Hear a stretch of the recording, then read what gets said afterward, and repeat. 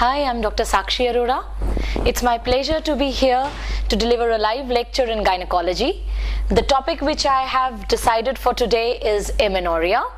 But before I proceed to amenorrhea, thanks a lot for the warm acceptance you've given to all my books: Self-Assessment and Review Obstetrics, Self-Assessment and Review Gynecology, Self-Assessment and Review ENT.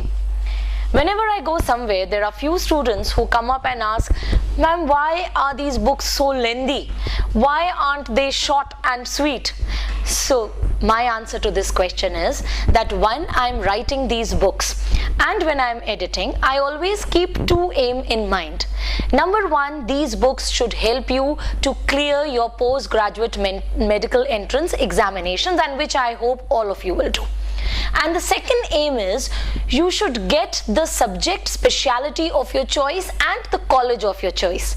Now for that you need that extra edge, and that extra edge is provided by my books. So now it is up to you whether you want to read these books or you don't want to read these books. The ball is in your court.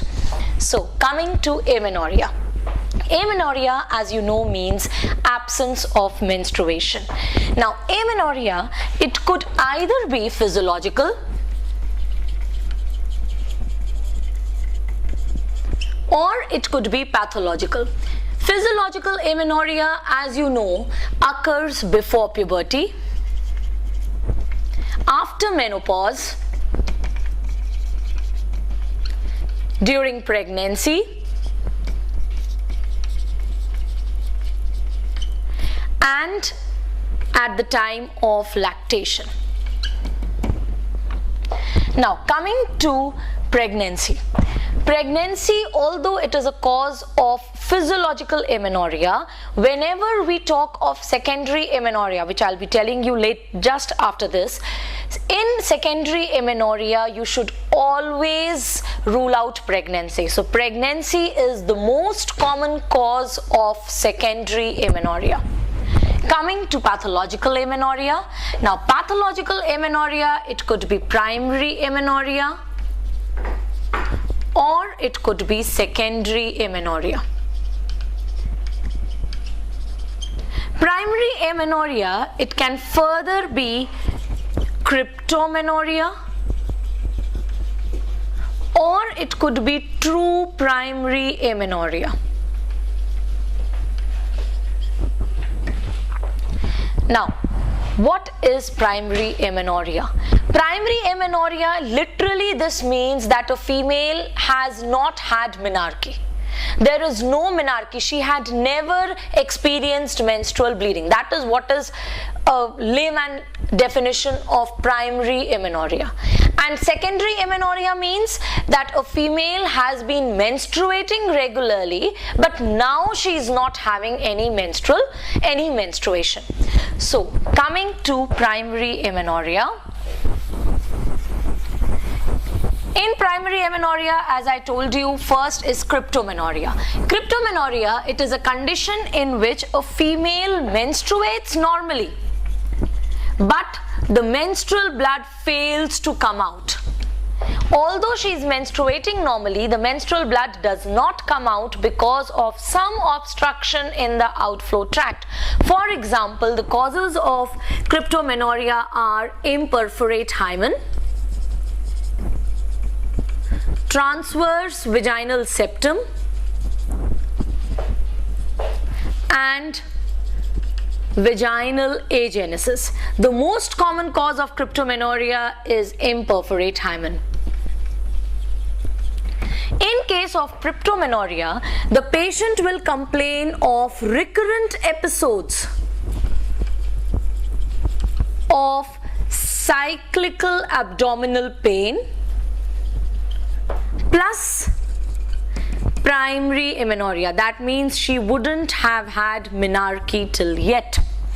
On examination, now these females are normal females. Their genotype is 46XX, and because they have two X chromosomes, obviously the gonads in these females is ovary, which are functioning normally. So ovaries will be secreting estrogen in normal quantity, and if estrogen is normal, estrogen is responsible for secondary sexual characteristics in females. So in these females, because estrogen is adequate, their secondary sexual characteristics will be well developed. Now these females, they are menstruating normally, but because of the imperforate hymen or because of a transverse vaginal septa, the menstrual blood is not able to come out. So menstrual blood, it keeps on collecting in the vagina, and then if menstrual blood collects in the vagina, that is called as hematocolpos. And menstrual blood keeps on collecting in the uterus, which is called as hematometra. So when you do a per abdominal examination, you can palpate lower abdominal mass in these females. Now when you do a local examination, when you are doing a local examination in these females, if it is an imperforate hymen, you will see a tensed blue bulging hymen. The hymen will be bluish in color, it will be tensed, and it will be bulging. As I told you when I was giving my obstetrics lecture, that in virgin females per vaginal examination is contraindicated. So you are not going to do a per vaginal examination. Instead, if you want to feel the uterus, you will go for a per rectal examination. Now how will you manage such a condition? In such a condition, for management, it is very simple. If it is an imperforate hymen, you simply have to give a cruciate incision onto the hymen, and whatever the collected blood is there, it will keep on draining by itself. Now when the blood is draining, please do not give any suprapubic pressure. We do not want any type of infection to develop in the uterus, because then that is going to impair her fertility. If it is a transverse vaginal septum, you simply have to excise the septum, that is excision of the septum. And if it is vaginal agenesis, you have to do a pull-through operation. So that is how we manage these females. On ultrasound, if you do an ultrasound in these females, you will see that the uterus is intact and the uterus is filled with blood. That is, you will find the presence of hematometra as well as hematocolpos. That is all we need to know about cryptomenorrhea. Coming to true primary amenorrhea. True primary amenorrhea, it means that if secondary sexual characteristics are absent, then menarche has not been attained by the age of 14 years. So primary amenorrhea means in absence of secondary sexual characteristics, menarche is not attained by 14 years of age, and in presence of secondary sexual characteristics, menarche has not been attained till 16 years of age.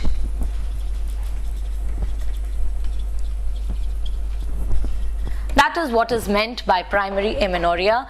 Before I proceed further, we are talking about secondary sexual characteristics, we are talking about menarche. So first we should come to also know about puberty in females. So coming to puberty in females. What is puberty?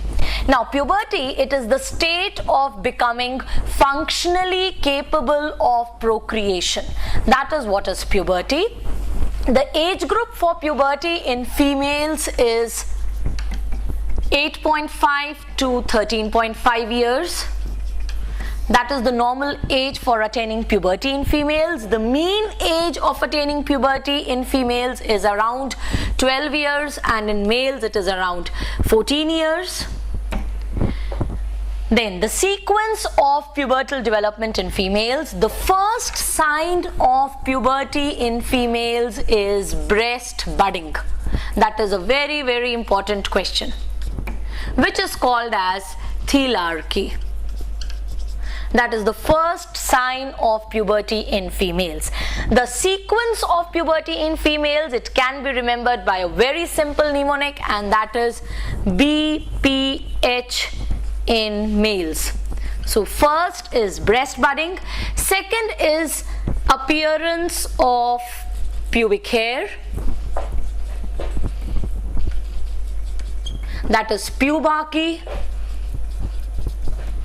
and appearance of axillary hair, that is adrenarche. H is increase in height or growth velocity, and M is for menarche, that is appearance of menstruation.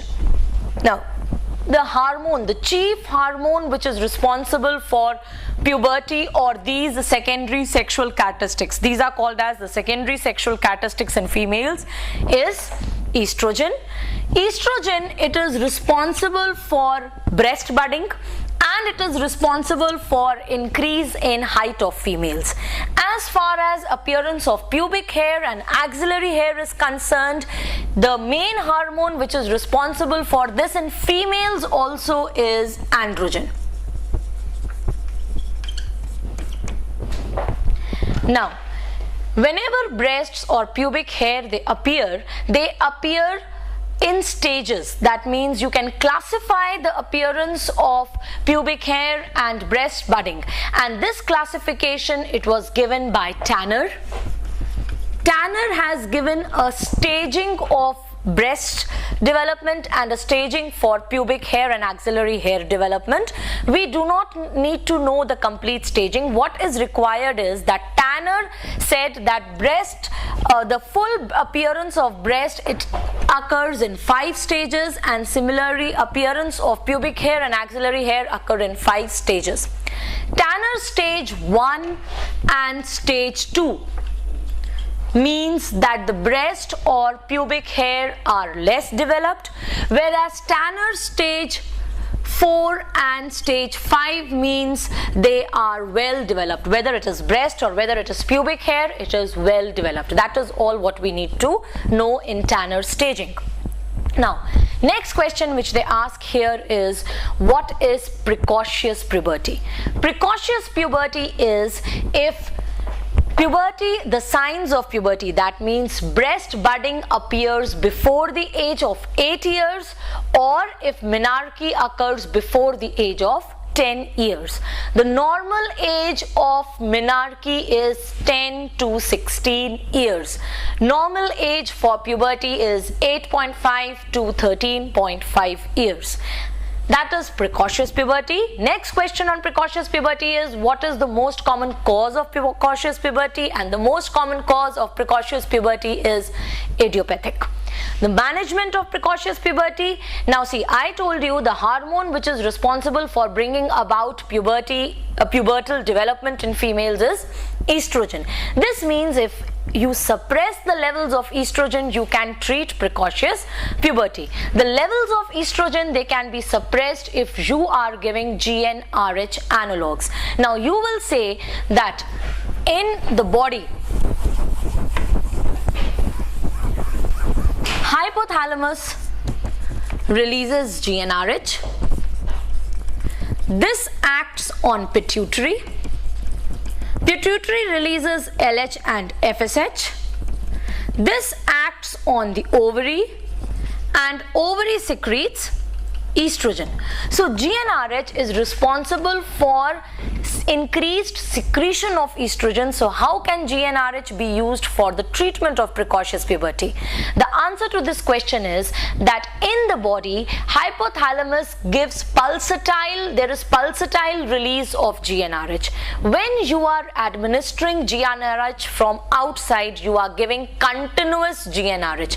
Pulsatile GnRH increases estrogen secretion, but when you are giving continuous GnRH, it down regulates estrogen secretion. That is why GnRH analogs, they are being used for the management, or they are the drug of choice for the management of precocious puberty. What is delayed puberty? Delayed puberty is when the breast budding or secondary sexual characteristics, they have not appeared by 14 years of age, or if menarche has not been attained by 16 years of age.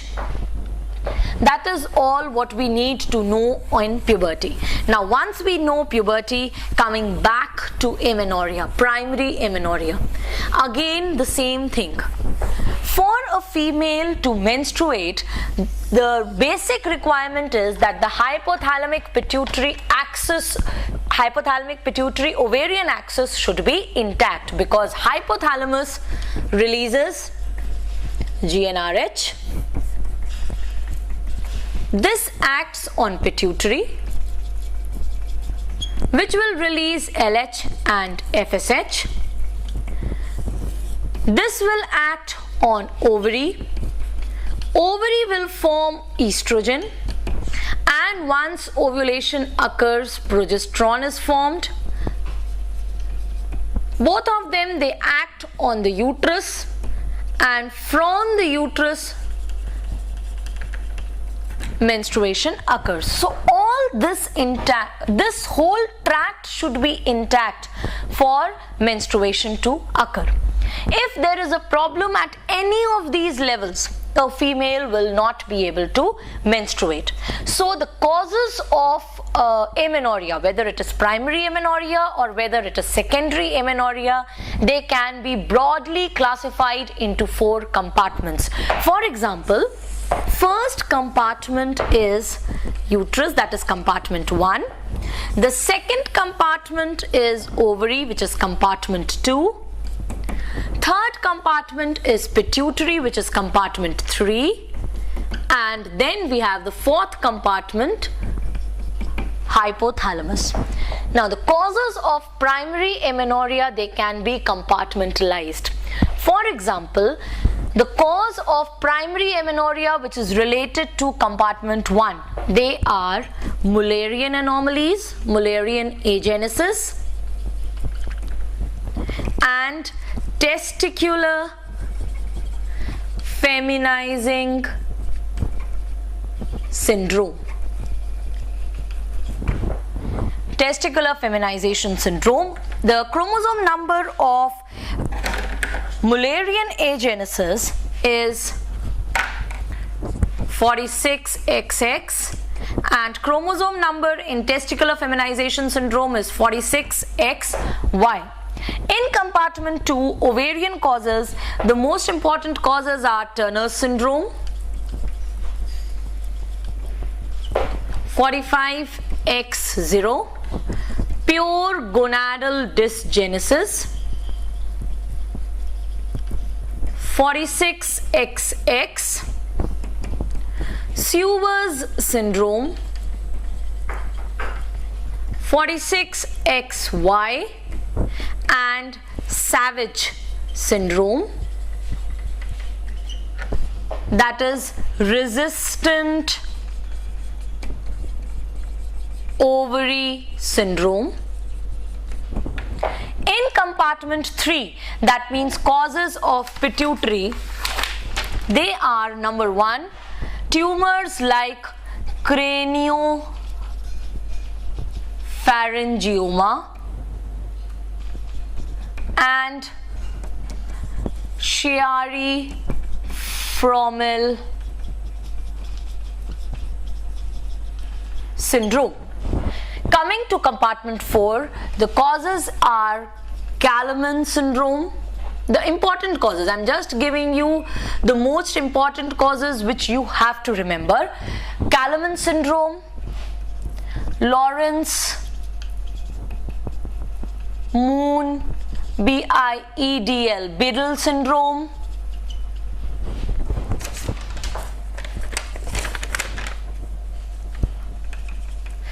then Frolic syndrome,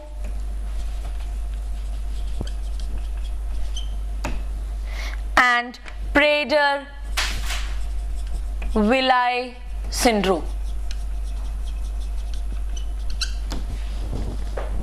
Okay, so First, let us deal with what are the most important causes or the most common causes of primary amenorrhea.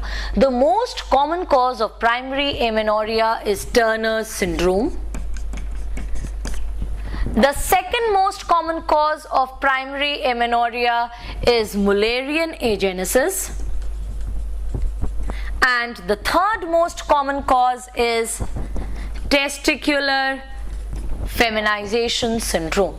So coming to the details of all these. So coming to details of compartment 1, that is Mullerian agenesis. Now what is Mullerian agenesis? As the name suggests, Mullerian agenesis means that the Mullerian duct is not developed. Now as you can see, I have written in Mullerian agenesis, the chromosome number is 46XX. That means the genotype is 46XX. Now if there are two X chromosomes, as we discussed earlier when I was telling you in OBS that the sex of the baby is decided by the Y chromosome. If there is a sex related region on Y chromosome, SRY region, which is responsible for the formation of testes. If Y chromosome is present, the gonads are going to be testes, and if Y chromosome is absent but two X chromosomes are present, the gonads are going to be ovary. Now in this case there are two X chromosomes. So the gonads will be ovary. Now ovary, they develop from the genital ridge, and in these females the problem is not in the genital ridge. The problem is Mullerian agenesis, and because genital ridge is intact, so ovary will be normal, and because ovary is normal, ovary is going to secrete estrogen. This means the levels of estrogen in these females are adequate, and if levels of estrogen are adequate in these females, I told you the hormone which is responsible for secondary sexual characteristics in females is estrogen. This means these females will have normal secondary sexual characteristics. So what is the problem here? Why aren't these females menstruating? These females, they do not menstruate because the problem is Mullerian duct is absent.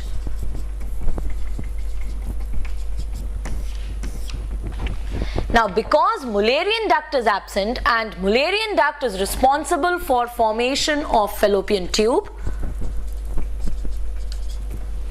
uterus and upper part of vagina, so it means all these three things will be absent, and if there is no uterus, the female cannot menstruate. Now where is the lower part of vagina formed from? The lower part of vagina is formed from urogenital sinus. Therefore in these females, vagina is like a small blind pouch. Now when the Mullerian duct develops, okay, I'm erasing this. When the Mullerian duct is formed, it grows from above downwards, and it leads to the formation of fallopian tube. Half of the uterus of one side, if this is left side Mullerian duct, it will lead to left side fallopian tube, left half of the uterus, and left upper part of vagina.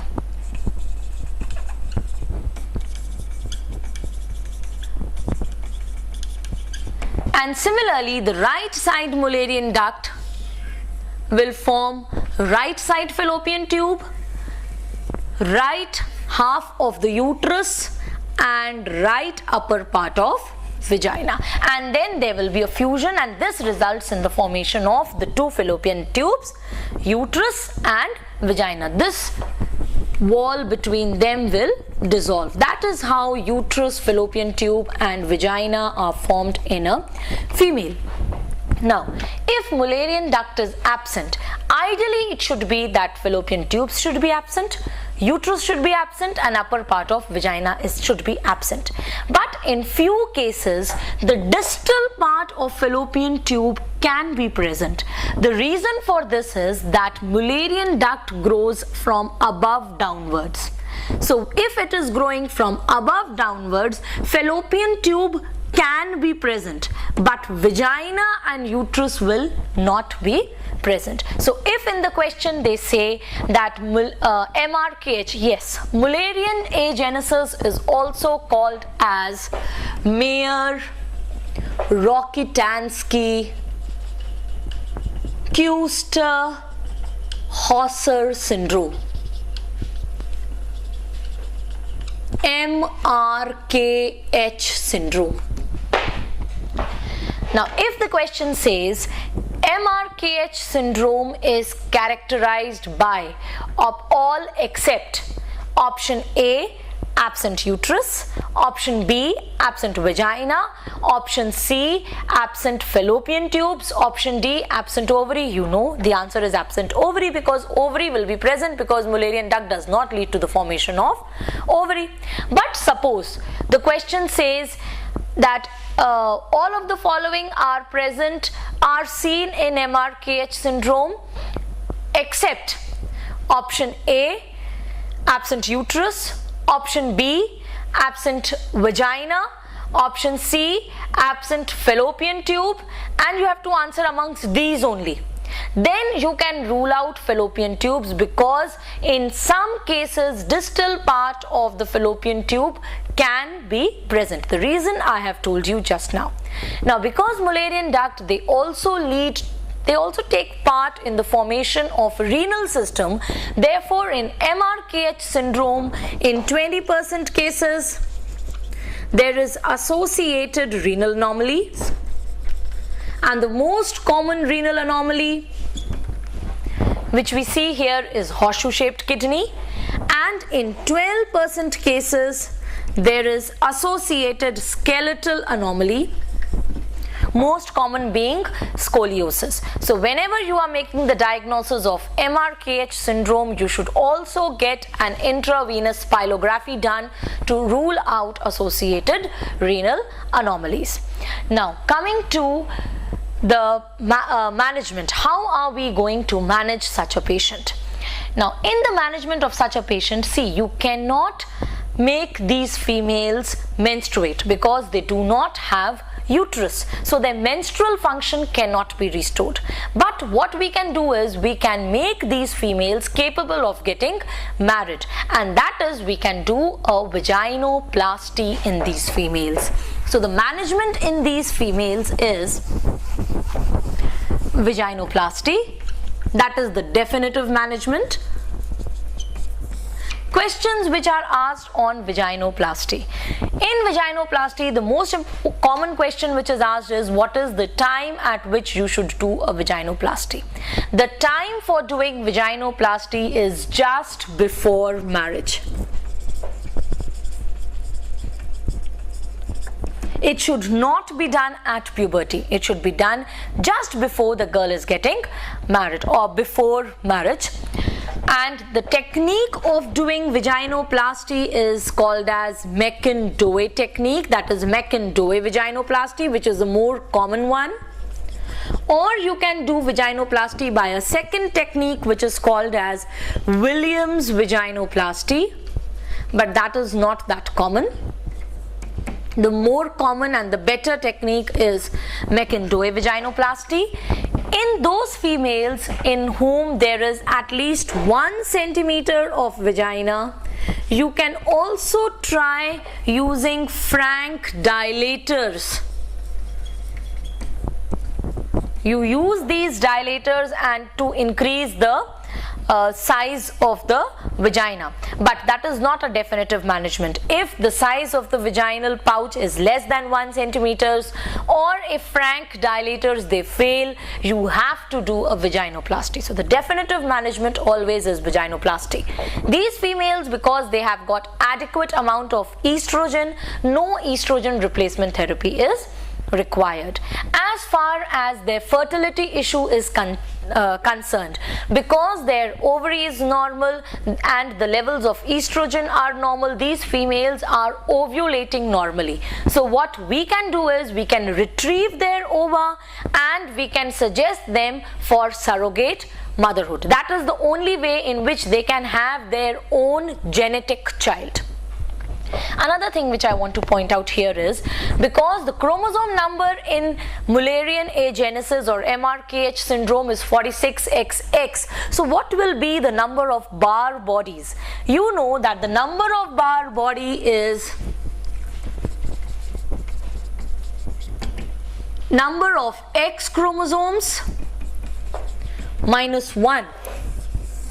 That is how we calculate the number of Barr bodies. So again, these are normal females, they have got 2 X chromosomes, so the number of Barr body in these females will be 1. This you should remember, because next syndrome which we are going to do, we are going to refer back to this. So coming to the second cause of primary amenorrhea is in compartment 1, that is testicular feminization syndrome. I hope you've all understood what is MRKH syndrome. Now, testicular feminization syndrome.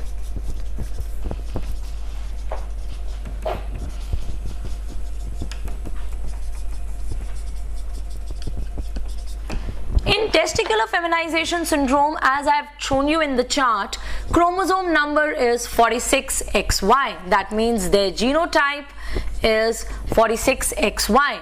Now again, if they have Y chromosome, so the gonads in these patients will be testes. That means they are actually males.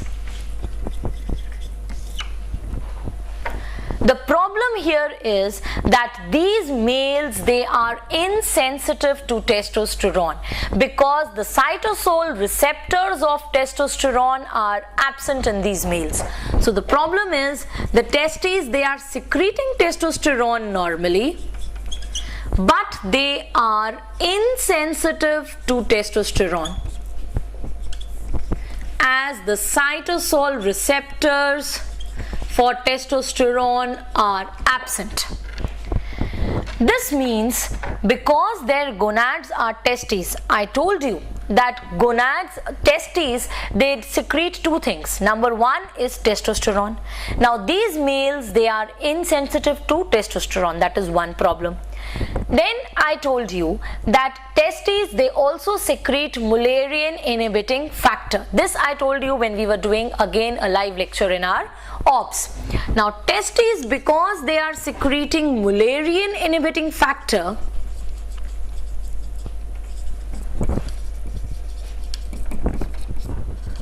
that is why Mullerian duct is inhibited, and so they do not have any uterus, no vagina and no fallopian tube like all males.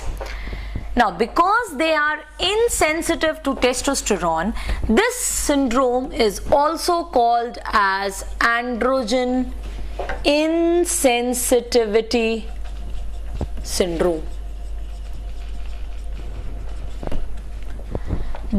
Now testosterone or androgens, they are peripherally converted into estrogens. These males, they are insensitive to testosterone. Because they are insensitive to testosterone, they will not develop secondary sexual characteristics of males. But they are not insensitive to estrogen. So what will happen? They will develop secondary sexual characteristics of female.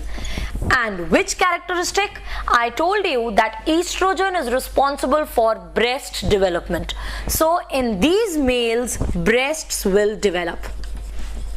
And because estrogen is responsible for breast development, their breast development is almost or like of normal female's breast development, and it corresponds to Tanner stage 4. That means breasts are well developed. Whereas For pubic hair and axillary hair, which hormone was responsible? Androgens, in females also and in males also. And because these males, they are not sensitive to androgen, that is why pubic hair and axillary hair, they are not well developed and they correspond to Tanner stage 1 or stage 2. Now these babies, because they do not have typical external genitalia of male, that is why they are regarded as females, and these male babies, they are reared up as a female. That means this is an example of male pseudo hermaphroditism.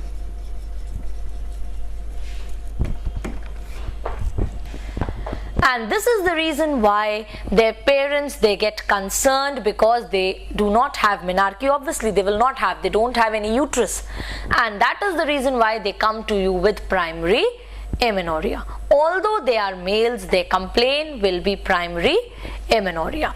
Now when such a patient comes to you, how are you going to manage? Number one, see, they'll be coming to you somewhere around 14 years, 16 years of age. Now at this time, if you tell these patients or their parents that they are not female babies, they are male, not babies now, they are not females, they are males, that will cause a lot of psychological trauma. So you will continue to raise them up as females. That is the first principle.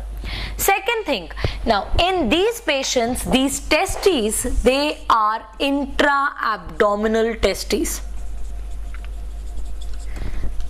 And intra-abdominal testes, they always have higher chances of malignancy. So your aim should be to remove the testes. That means you are going to remove their gonads. That is okay, no problem. But once you remove the testes, the problem is that testes are the source for estrogen in these females. This means the levels of estrogen will go down, and these the supposed females will suffer from menopausal like symptoms like osteoporosis, hot flushes. So what are you going to do? You are going to give them estrogen replacement therapy. And the third thing, so let us write down the management side by side. Number one, you are going to let them remain as females. Number two, because their testes are intra-abdominal, which have got high chances of malignancy, you are going to remove the testes. And because these testes are intra-abdominal, it could be that these patients present to us with inguinal hernia. Number three, because we are removing the testes, the source for estrogen is lost. Therefore, we have to give estrogen replacement therapy to them. And number four, you have to make these females capable of getting married. That means you have to do a vaginoplasty.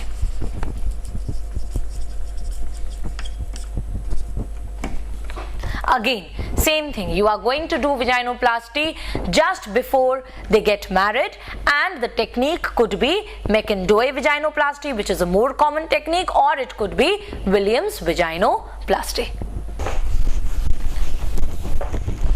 Coming to some other important question on testicular feminization syndrome.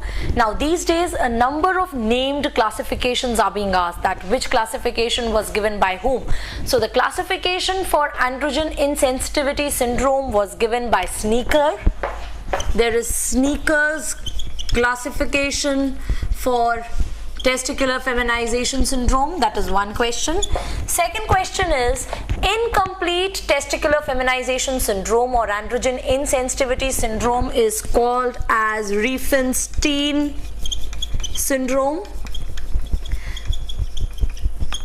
Then testicular feminization syndrome, it is it runs in family. These are all questions which are probable questions which can be asked. And the number 4 is, since like we say that at what is the time for doing vaginoplasty, similarly a question was once asked, what is the time for doing gonadectomy in these patients? The correct age for doing gonadectomy in these patients is after they have attained puberty. If this option is not given and they are specifically asking you the age, then according to Leon Spiroff, the correct age for doing gonadectomy is 16 to 18 years of age. Now,